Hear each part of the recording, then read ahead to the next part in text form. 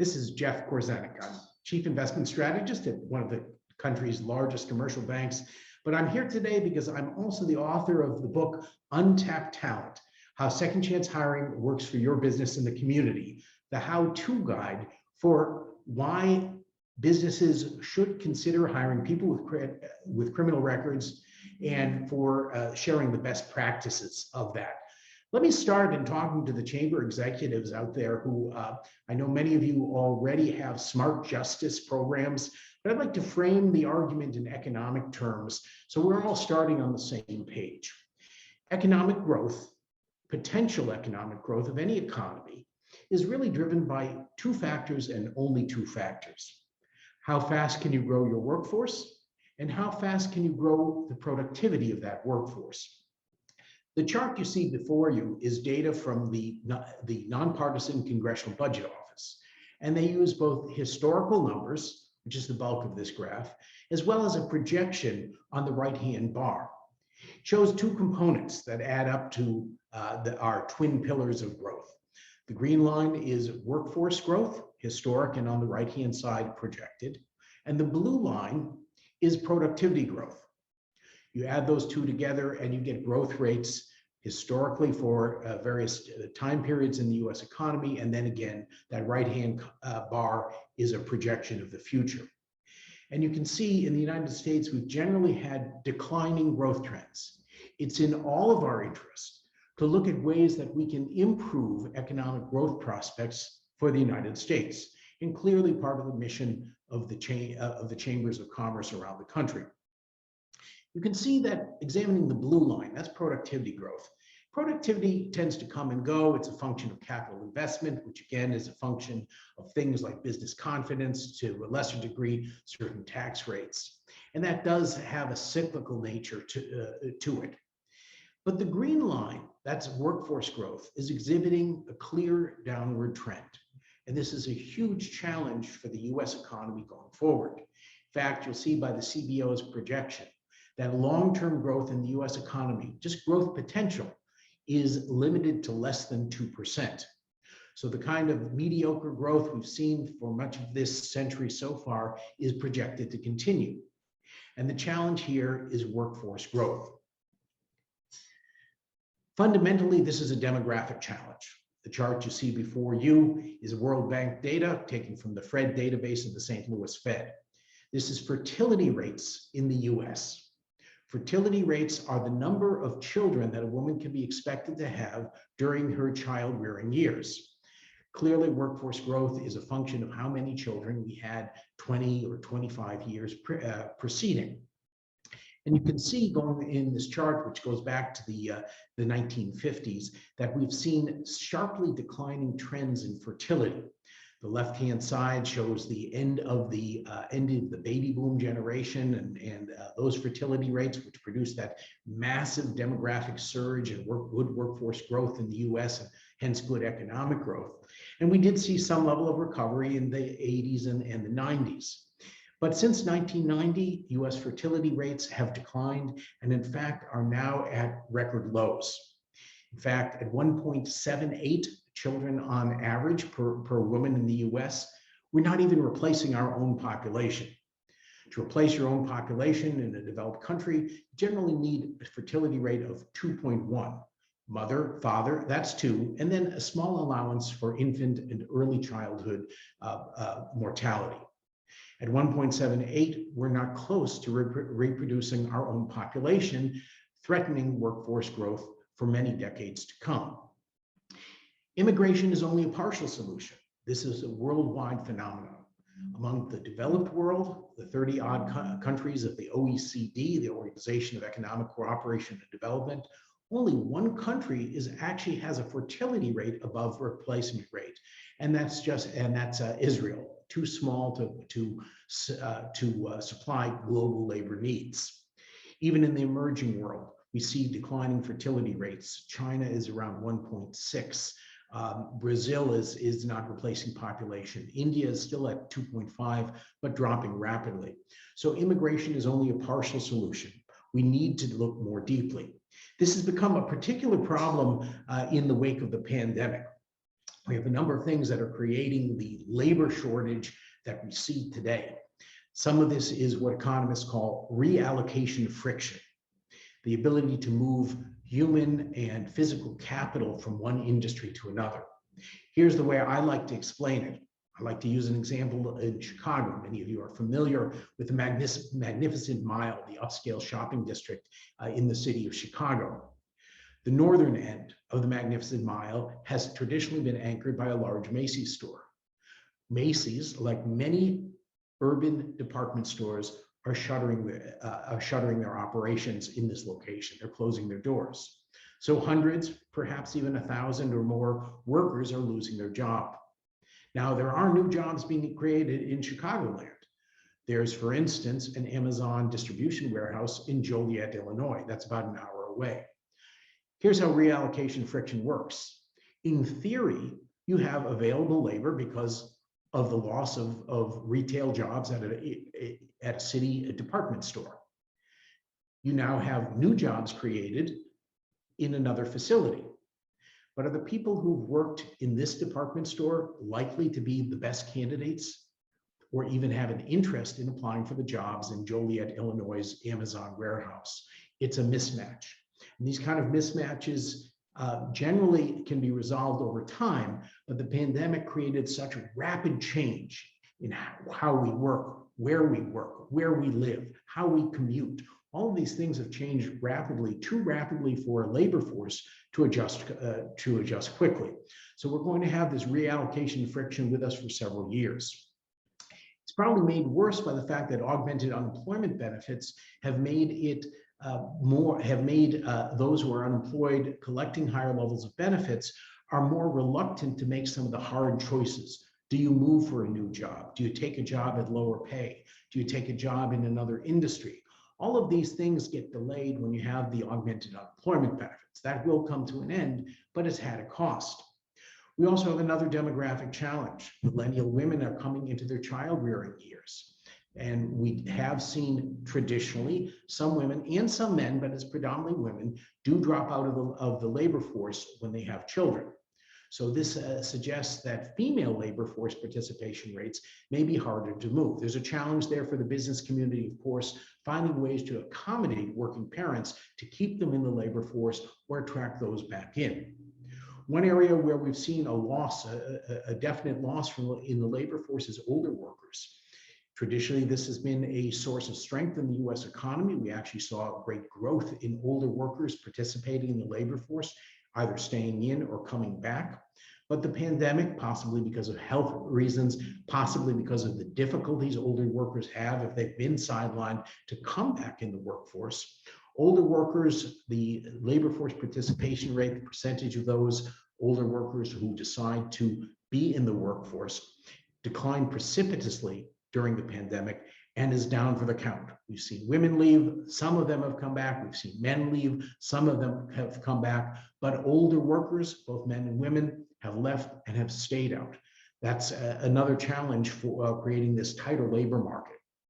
And then finally, we've seen many of the social ills that ultimately plagued the labor market in the period following the 2008-2009 financial crisis are back again. Those are namely long-term unemployment. People who stayed out too long from the labor force have trouble getting back into the labor force and tend to drop out. The terrible scourge of the opioid epidemic. We're seeing, again, a huge spike in overdose deaths, people self-medicating and some of the despair of the pandemic. And the combination of long-term unemployment, the drug trade also tends to lead to more justice involvement. And we've seen that the incarceration and recidivism cycle in the US has robbed the US of millions of workers over the decades. So what's a business to do? What's a chamber to do to foster better economic outcomes? Well, the solution fundamentally lies in if immigration is only a partial solution, if you have to look at the American population, you have to be able to get more of them in the workforce in order to grow faster, in order to resolve this huge challenge that businesses are facing. Here's the labor force participation rate. Again, that's the percentage of adults who are in the labor force technically civilian, non-institutionalized adults who are in the labor force, meaning who are either gainfully employed or actively seeking employment. And you can see in the middle of this graph, we had huge success in growing our labor force participation rate. It's closely associated with growing our labor force and growing and having faster economic growth in the 80s and 90s. That in the middle of that chart, that uptrend helped the US economy enormously. And it was a function of the baby boomers entering the workforce. And then the secret sauce of US workforce growth during that period was the wider entry of women into the labor force, a huge economic success for the US. But by 2000, you could see that much of this success was behind us. We had peaked in labor force participation rates, and it's been falling since. And that falling labor force participation rate is associated with slower workforce growth and hence lower economic growth. Now, we were starting to see some improvement in 2018, 2019. The tight labor force, that labor market that we saw then helped companies become more creative about how do you get workers back in, more accommodations to fit schedules, and also some degree of higher pay. All of this helped bring people back in the labor force. And we were doing very well until the pandemic hit. And so now we have a big repair job. So the question is, if our solution to better economic growth is better workforce growth, and the solution to workforce growth is digging deeper into our population, getting people who have been sidelined or marginalized from the labor force, getting them back in, how do we do it? Well, the first part is identifying the population that could be brought back in. Where is our greatest potential? And I argue that our greatest potential lies in the vast number of Americans who have been sidelined from the labor force, have dropped out of the labor force, are unemployed or underemployed, employed below their ability to contribute to the economy because they have a criminal record. Now, there are a lot of statistics that are thrown out about people with a criminal record. You'll commonly hear 1 in 3 adults or 70 million people have a criminal record. That's not quite right. That means that their name appears in a database, but that includes tax liens, bankruptcies. In some states, that even includes motor vehicle violations. So that's not necessarily a representative of the opportunity of people who have been sidelined. What I think is clearly true is we can look at the 19 million Americans. That's the bar highlighted in orange there. 19 million Americans who have a felony conviction. That's a clear barrier to full participation in the U.S. economy. Now, something like 1 million to 2 million are currently incarcerated. Some several million are probably aged out of the workforce, but that still leaves millions who can be potentially better employed in the economy. To my thinking, this is one of our best resources.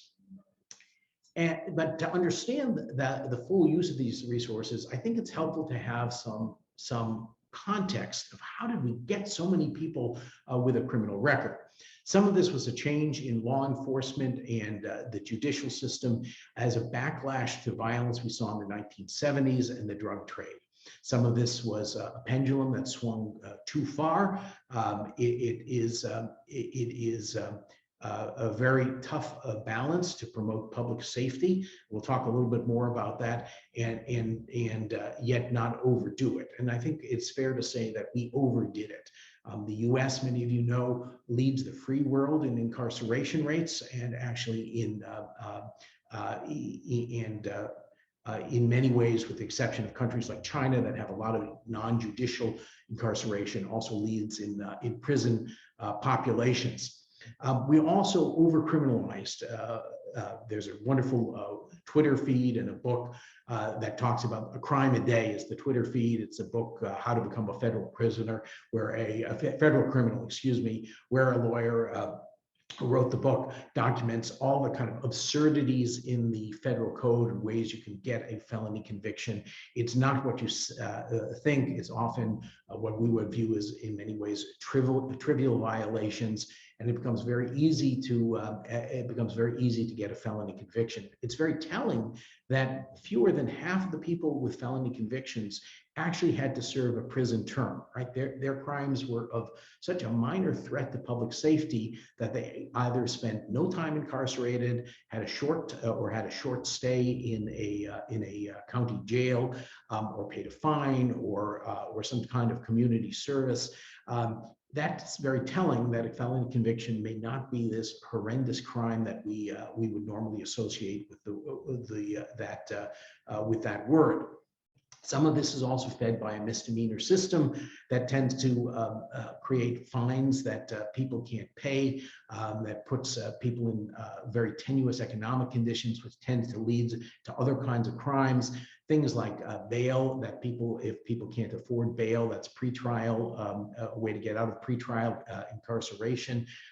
They may have their work life disrupted and lose their job, and that makes them more vulnerable to getting involved in other kinds of crime, or it simply makes them more vulnerable to taking a plea deal just to get home. And again, people who are not sophisticated, who are often very, very poor, may accept a plea deal to a felony conviction just to get home, without fully understanding the consequences that will have for lifelong employment. And then finally, we set up a system of bad incentives, where many prosecutors saw their careers enhanced by over-criminalizing, getting the highest charge possible, trying to get felony convictions when perhaps justice would have been served with a minor misdemeanor instead of a felony.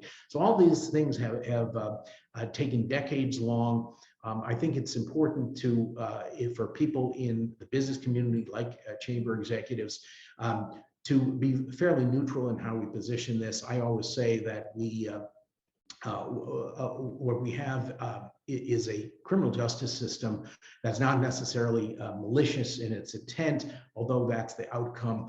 In my book, I specifically cite an aphorism called Hanson's razor, which says, never attribute to malice that which can be best explained by stupidity. In many ways, we have a stupid criminal justice system, one that neither promotes public safety nor opportunities for rehabilitation. And this burden has fallen disproportionately on certain communities. I think it's worth understanding that this has not been a burden shared equally across all communities in the United States. The chart you see before you, or the graphic you see before you, takes as the top line the 1980 percentage of adults with prison records. So people who've actually been incarcerated in prisons as a result of felony convictions. And the darker the state is colored, the higher the rate of incarceration per capita. And you can see in 1980, on the left, that's the overall population. On the right, on the top row, is the African American population. So higher rates of incarceration per capita, but not dramatically so. And some of this was in very low population states, like you can see Montana. But take a look at what happened by 2010. Yes, the overall, on the left-hand side, on the bottom row, yes, the overall intensity of incarceration rates per capita had gone up. You see more darkly colored states, but this is largely a result of very intense levels of incarceration in the African American community. That's on the bottom right. This is not to talk about racism. This is simply, or intent. I think it's much more complex and nuanced than that. But it is simply to observe that we have communities in the United States which have such dense levels of incarceration that it has broken traditions of work that had existed. For many of us, many of you, and for me, we learned how to be good workers because we had mentors or family members. If you have populations where you have such intensity of incarceration and the consequent lack of employment opportunities, it's hard to transmit some of those soft skills and to have the level of mentorship that many of us take for granted. This is a key component to understanding how you have to make accommodations for employees who come from these backgrounds, and why you should be willing to do so. It's simply a recognition that many people who come from communities that have been heavily impacted by criminal justice, and 1 in 3 Black men in America, for example, has a felony conviction. You need to understand that there are a loss of transmission of soft skills, hard skills, all the things that go into making a successful employee. But that doesn't mean it's not possible to reach into these communities and get not just an employee or an employee of last resort, but actually to get a very, very highly engaged and loyal employee. But it requires specific models of hiring. Most of us are familiar with outcomes from traditional hiring. So if you have a population of employees, some are good, some are bad, and you have a roughly bell curve shaped distribution around the quality of these hires. And as an employer, of course, you're always trying to shift that curve to the right.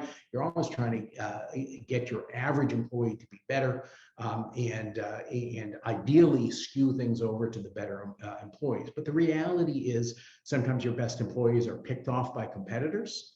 And sometimes it takes time to either coach up or remove weak employees. So you end up still with this roughly bell curve shaped distribution. Many employers, and I think it's important for chambers to understand, many employers have tried hiring people with criminal records, but have not really seen many benefits from it. The first model that many have experienced with hiring people with criminal records is what I call the disposable employee model. These are models. They might be in low-paying industries, think perhaps certain fast food operations, where the employer is not particularly interested in identifying high-quality employees. They just need a body. They want a cheap body. And perhaps some of these employers have focused on some of the tax benefits that are available for hiring people with felony convictions. The work opportunity tax credit, for instance, helps subsidize wages. There's nothing wrong with that, but in general, that shouldn't be the prime motive for hiring a worker. And in fact, it gives a perverse incentive for some of these employers. When that tax benefit goes away, this employee becomes more expensive. That's not, in my opinion, leading to actual efforts to get rid of those employees, but it means you don't have the same kind of vested interest in this kind of model, and you get what you pay for. If you're not terribly discriminate in who you pick, and you don't make accommodations for the needs that some of these employees may have, some of those gaps generated by these intergenerational problems, you're probably going to get, compared to the traditional employee model, you're probably going to get a distribution of quality that looks something like this, where, again, relative to a traditional hire, this group of employees probably performs a little bit worse. They may simply not show for work. They may have all sorts of issues with performance. Regardless of the specific problem, it's an employee that is cheap, and maybe that works for some industries. I would argue that given the workforce shortages we have ahead due to demographics, it's probably not a very sustainable model. But for many employers that you may be speaking with, this is their experience with people with criminal records. There's another model, and this is a well-intentioned model. Traditional companies with benefits and care for, and interest in development of their employees have tried hiring people with criminal records. And they probably have a screening process that seeks to identify people who are indeed ready for work and could be good employees. But they don't account for some of the gaps that these employees have, some of the challenges of transportation, housing, skills, mentoring, soft skills in particular. And what you get are a split.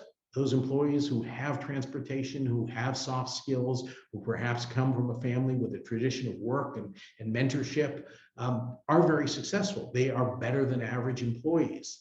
But on the other side, you have those employees who simply don't show one day, perhaps because their car broke down and they didn't know to call in, or they don't have the couple $100 in the bank to repair their car, and they don't have credit. So all of the challenges that this population have are often the challenges not really specific to a criminal act of the years before, but are really specific to deep poverty and lack of mentorship and work experience. And for employers who go into this undifferentiated model, where you try to treat this population as if it were just any other employee, you probably don't find this a sustainable model. Why? Well, you have, as many employers have told me, my second chance hires, people with criminal records, are either my best employees or my worst employees. That's what this graph shows in the distribution. But while you might be tempted to think that the average of best and worst is average, the reality is we all know that one bad employee undoes the good of several good employees. So this model tends not to be sustainable, but it's one that many businesses with whom you might engage are familiar. They tried it, it didn't work that well. But there's another way of doing this, and this is the true second chance model. And this is a model that delivers the potential of this pool of marginalized workers. And in fact, it's a model that probably could extend to many other pools of people from deep poverty, whether they have a criminal record or not. And this true second chance model delivers very real and measurable results for employers. These results show in high levels of engagement and low levels of turnover of these employees. So when you set the right model, you actually get not an employee of last resort, not just an adequate employee, but you actually get an employee who is more engaged and more loyal than average. That's a recipe for great productivity and great profitability for employers who choose to pursue this. What does that model look like? Well, it's very simple in concept. It's a candidate selection process. Who's ready for employment? Who's ready from this population to rebuild their life? And many are. I think many of us can relate to times in our own lives where perhaps, and likely not a criminal action, but we fell down and were less than the person we wanted to be. And people of character who go through this seek to really engage to prove they are worth more than their worst mistake. And that's true of this population as well. But it also requires in this population an employee support process. How do you make up for the lack of mentorship, the lack of soft skills, the lack of experience? All of these things can be done with accommodations. And this is really true of many kind of models. This would work for people graduating from Harvard Business School. Find those who are ready for employment and give them the skills to succeed. That's a recipe for success for just about any population. The difference is the graduates of Harvard Business School are already picked over. This population, people with criminal records, is truly an untapped talent pool, and one where businesses can take advantage of the fact that this group has been neglected and can really find some great workers using these processes. What do these processes look like? One other difference: when you're dealing with this population, you can usually find partners in the nonprofit world who can help you decide who's ready for employment and can help provide some of those skills. Sometimes it's mentorship. Sometimes it is providing help with transportation or housing. It's out there. It does not have to be something that is directly a financial burden to employers. They have partnerships that can do this. And employers can calibrate how much they're willing to invest in this versus their specific labor needs. The more you invest, the wider the pool of applicants you can turn into successful employees. But you can also make some very minimal investments and some minimal partnerships and get some benefit from this model as well. Each company has to calibrate to their own resources and their own experience and their own needs. There are other models. Many companies rely on supplemental models, transitional employment. Are firms or nonprofits like the Center for Employment Opportunities, which is in many cities, which will hire people for a period of several months and help them develop good work habits, and then act as a pipeline to employers. There are other models of transitional employment in many, many cities, and those are a great resource for employers. You get to find someone who's already along the path of building up their skills to be successful workers. There are even second chance staffing agencies which specialize in supporting people with criminal records, getting them into the workforce and making sure they're prepared. For employers, temporary staffing has traditionally been a little bit challenging, right? You're taking people who haven't been hired elsewhere. Perhaps there's a reason they haven't been hired elsewhere. They're often looked at by a number of people, and so you have a lot of competition for the good ones. But remember, this is an overlooked talent pool.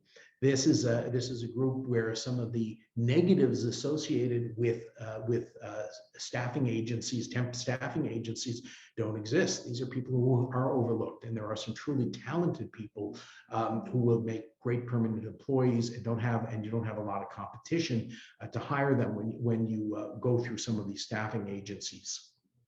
You can find people who have incarceration work experience. There are work release programs where people develop, say, welding skills and get nationally recognized certifications and get that work experience, even though they are still technically incarcerated.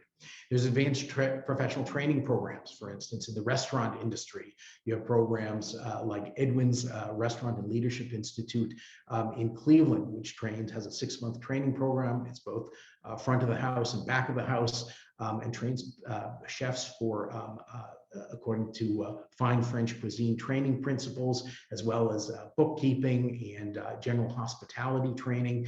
They've had a tremendous track record with their hundreds of graduates. The proof is in the pudding. There's waiting lists for their graduates among the restaurants in the greater Cleveland area, and some of the best restaurants near the training center actually have multiple Edwin's graduates. So this is another resource for potential employers. And then, of course, there are a number of entrepreneurship programs out there. Entrepreneurship, as we all know, is very, very difficult, and it's perhaps even more difficult for people who may lack access to credit or social capital, all the things that typically are challenges for people coming from incarceration. But these entrepreneurship programs tend to provide a broad array of services and training that help potential applicants to your place of employment or to your member company places of employment, help them think more like an owner, which tends to make people better employees. And there's a long track record of success of places like the Prison Entrepreneurship Program in Texas that has, yes, it's produced some entrepreneurs that have been very successful, but it's also just produced great employees because of the training program they provide. I was always told in my industry, sell the sizzle, not the steak. Entrepreneurship may be the sizzle, but there's a lot of steak behind it, a lot of great training that are in these programs. All of these are potential other resources for employers to find a pipeline of talent. I think given this argument that there's this great resource, you have to ask, why hasn't this progressed more? And I think, again, this is useful context for chambers that want to consider smart justice initiatives and this training. I think there is a chicken or egg argument. We have terrible recidivism numbers in the United States. Within 5 years, more than 3/4 of people who've been released from state prisons have been rearrested, not necessarily reconvicted. Sometimes it's minor violations of parole, people who went to visit a relative out of state without getting permission from a parole officer, things like that. But we have very, very high recidivism numbers and rearrest numbers.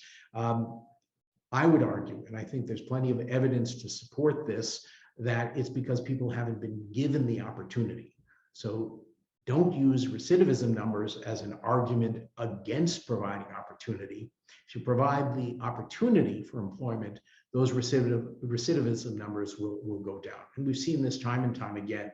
Again, I'll give the example that Edwin's Restaurant and Leadership Institute, which has, last time I spoke to them, they had over 300 graduates and only 2 had recidivated.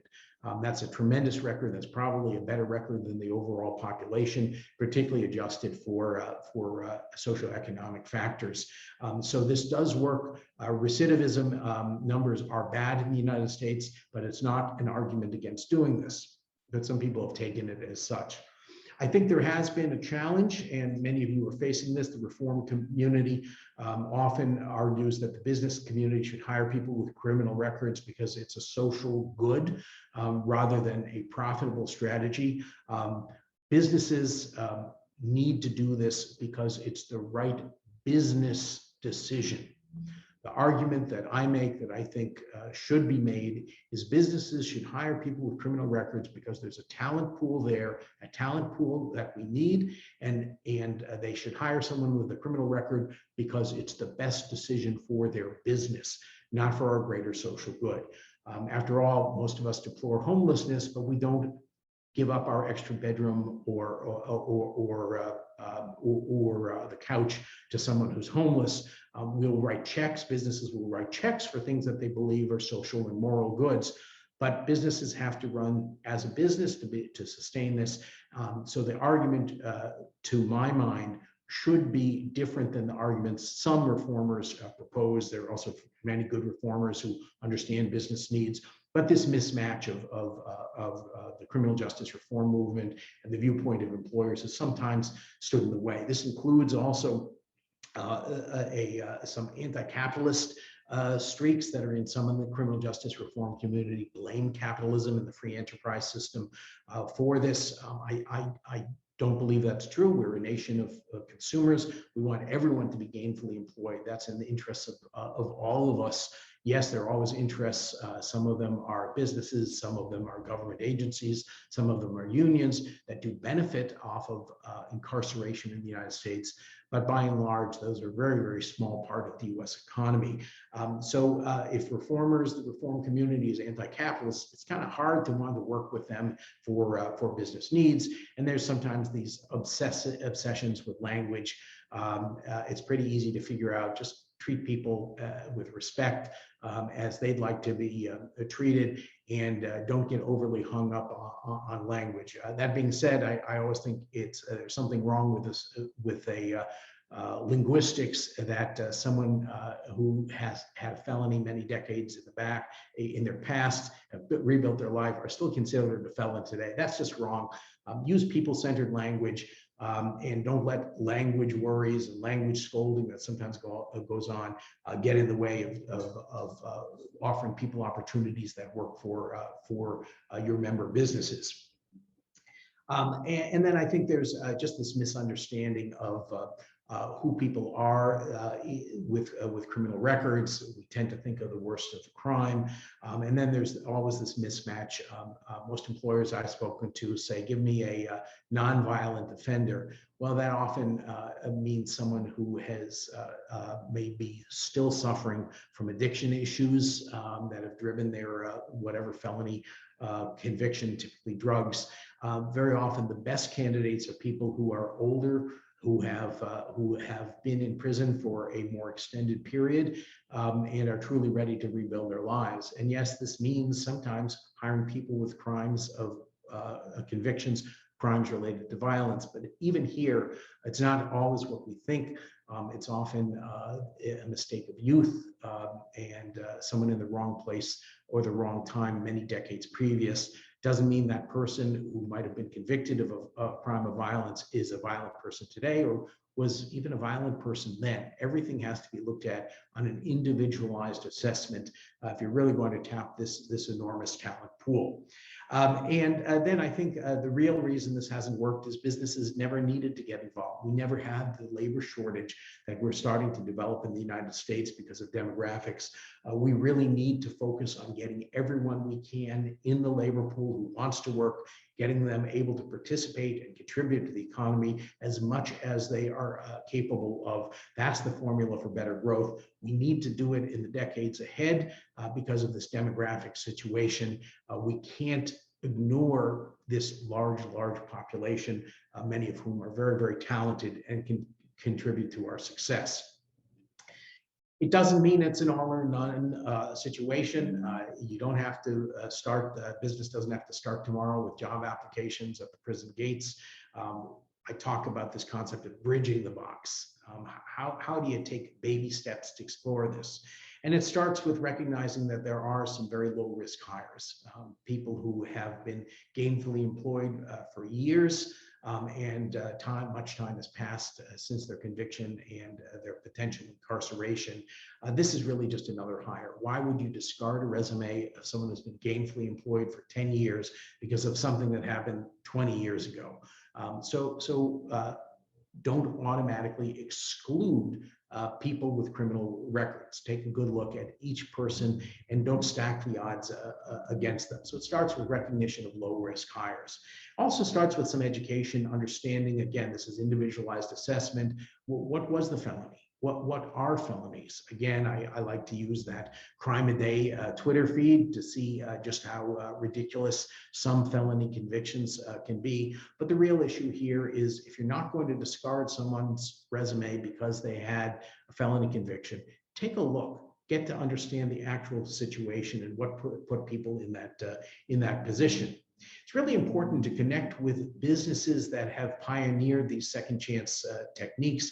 That model I spoke of, the true second chance model, it's not something I made up. It's the observation of businesses that have been doing this for years and in some cases decades. They've perfected these processes, and seeing what they have done is quite inspirational.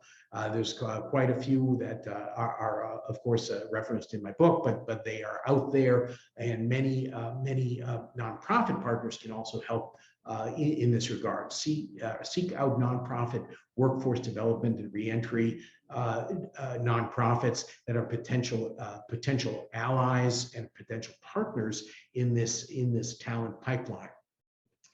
Even if you are not, or one of your member companies is not ready to do this, they should think about supporting this in other ways because of the broad economic benefits. And I think it starts with removing vendor restrictions. Many companies that hire people with criminal records have told me that they have challenges because they're vendors to other companies. Those companies won't allow people on their job sites if they have a criminal record, and that limits the ability of companies that are willing to hire people with criminal records to actually do some of that. I'll share with you, one company is in the medical device repair space, and some hospitals let them in, some hospitals won't let workers in who have a criminal record.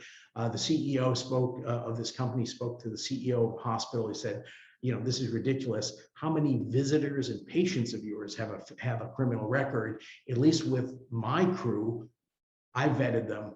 I'm stand behind them. So these vendor restrictions are very important to review. Often they were put in to procurement rules without a lot of thought.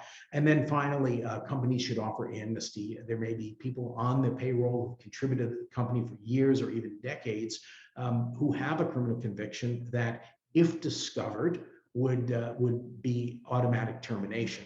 Someone's contributed to a company for 10 or 20 years or even 5 years, they probably deserve some kind of amnesty and not be held for a mistake that was made many decades before that.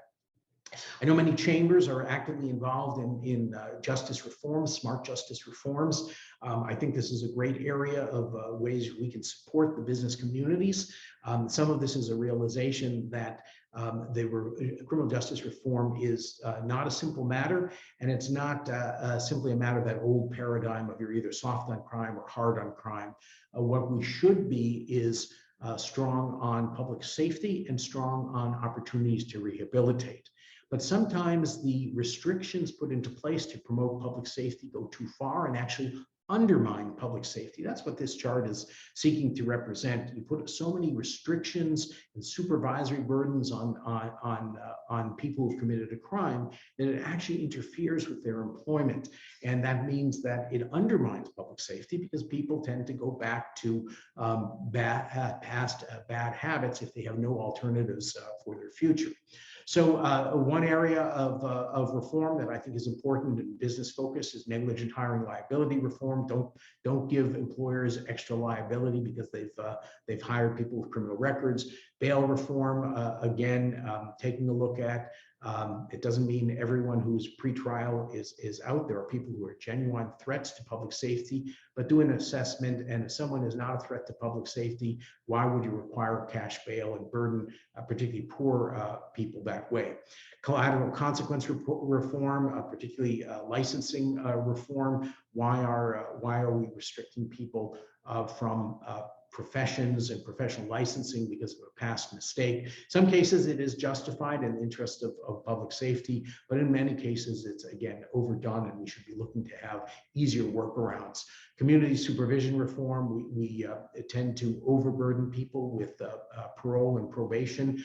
Some people do need that structure, and again, it's in the interest of public safety, but not everyone does, and we should be more discriminating in who needs what level of supervision, give people the opportunity to get out of that supervision through good behavior. And then we can focus our resources more on those who are true threats to public safety. Why do we do it? Well, I made the economic argument, but of course there is another argument.